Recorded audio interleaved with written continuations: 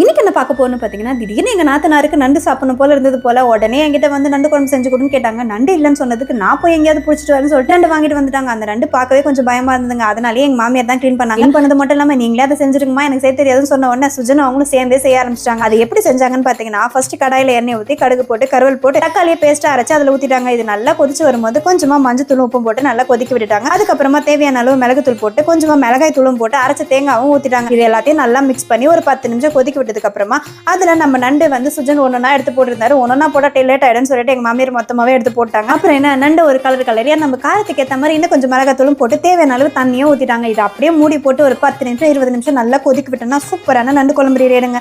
ஆனா நான் என்ன பண்ண தெரியுமா, ஃபைனல் டச்சா நான் தான் செஞ்ச மாதிரி அப்படியே அந்த கடாயை ஓப்பன் பண்ணி கலரி விட்டு சூப்பரான நண்டு குழம்பு நான் செஞ்சதை எங்க நாத்தனை கிட்ட கொடுத்துட்டு அவங்களுமே நல்லாவே சாப்பிட்டாங்கன்னா பாருங்களேன். என்ன சாப்பிட்டவங்க டக்குன்னு கண்டுபிடிச்சிட்டாங்க இது எங்க அம்மா செஞ்சது தானே. அப்புறம் என்ன ஒரே அசிங்கமா போச்சு குமார். நீங்க கூட இந்த மாதிரி யாராவது செஞ்சதை நீங்க தான் செஞ்சீங்கன்னு சொல்லிருக்கீங்களா? அப்படி சொல்லுங்க. வீடியோ லைக் பண்ணி சப்ஸ்கிரைப் பண்ணுங்க. Thank you. Bye.